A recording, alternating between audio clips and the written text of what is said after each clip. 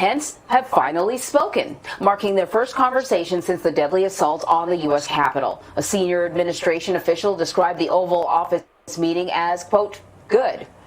Previously, CBS News had learned that the vice president was, quote, hurt and stunned that the president never called him after the pro-Trump supporters attacked the Capitol. Now, why is y'all doing that to President Donald Trump? He wasn't the cause of that. He said we just not going to go down without a fight. He said the American people is not going to go down without a fight. He said the good in the people, the bad in the people ain't going to go down without a fight. So y'all putting all this on the president. The president, y'all going to keep on, y'all going to make the president call martial law. And then you ain't going to never get his ass up out of there. Even though a lot of people don't want him up out of there because he did do what he said he was going to do. He was going to jumpstart the...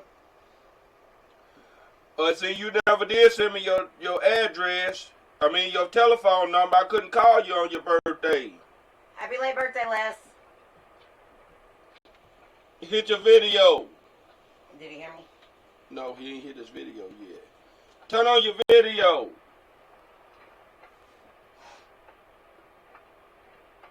Les. You're still recording, baby. Remember that. Turn on your video camera. Did you call me or you made a butt call?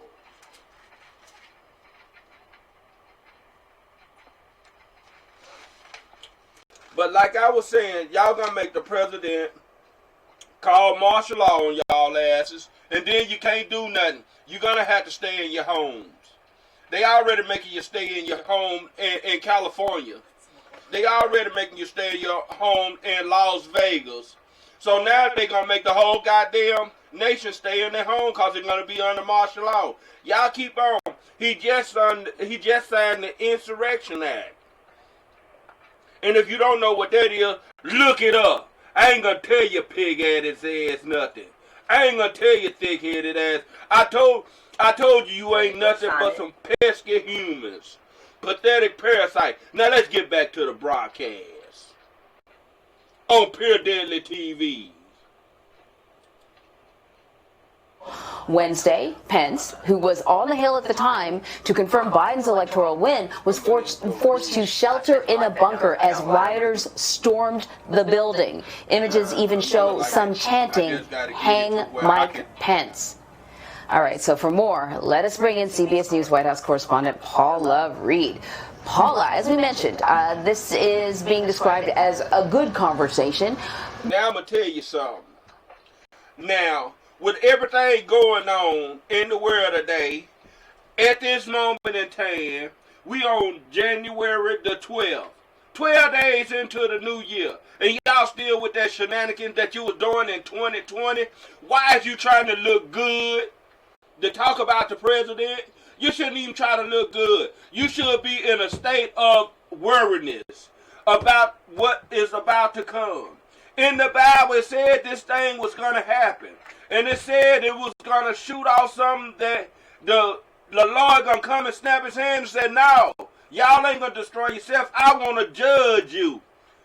Yeah, it ain't time yet. Now, y'all making this world in an unrest. Now, what if they shoot the nuclear bombs? What if, when they broke into the Pentagon, even though some of them wasn't thinking about this, and a lot of them was, what if they stole some kind of code to the nuclear weapons that's stored everywhere around this nation? If one button go off, guess what? It's automatically going to shoot out the rest of them. And then the population, some of them going to hit. Because God going to let some of them hit. Because that's what's going to burn up the third of the world, damn it. That's what's going to cause a third of the world. You stupid pig-headed antis. Y'all better get your minds right. Now let's get back to the broadcast. Pure Deadly broadcast. What can you tell us about the conversation between the president and his vice president in the Oval Office yesterday?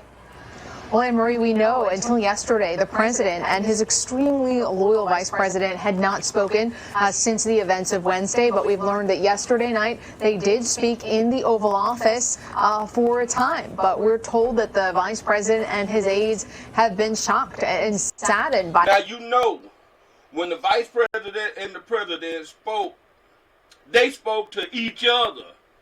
They spoke to each other, and guess what? He told Mike Pence, now this is my thinking now, he told Mike Pence, chill out.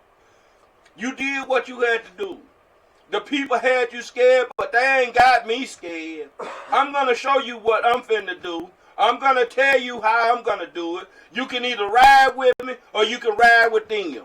That's up to you, Mike Pence. You my vice president. You stuck through me through this and that. We went through a lot these 4 years. And we only got a couple of more weeks to go, and you trying to turn your back on me, I tell you what, son, you going to be on their side or you going to ride with me, because I got something up my sleeve. Why you think I had the military to come out from over there and come join me? Why you think I had the National Guard getting ready, placing them in each state? Because I'm finna do something that ain't no president in history did.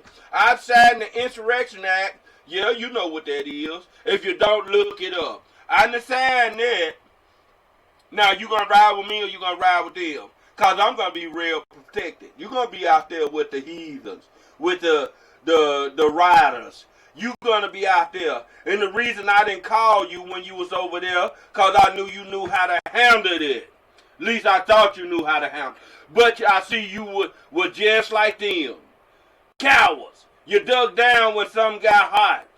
You ain't seen nothing yet, Mr. Mike Pence. Either you gonna ride with me or you gonna ride with them. Which way you gonna have it? So Mike Pence said, I'm gonna ride with you, out the road with you all this time. This is my thoughts now. Let's get back to the segment at hand. By the president's dismissive treatment of the events that have transpired over the past several years. Of course, the vice president was up on the Capitol when it was attacked, and he has been the target of many death threats, something that the president could potentially come out and try to tamp down, since many of these are coming from some of his supporters. Now, while the president is increasingly isolated here at the White House with just a few aides, we don't hear much from him. He says he's not going to go to the inauguration.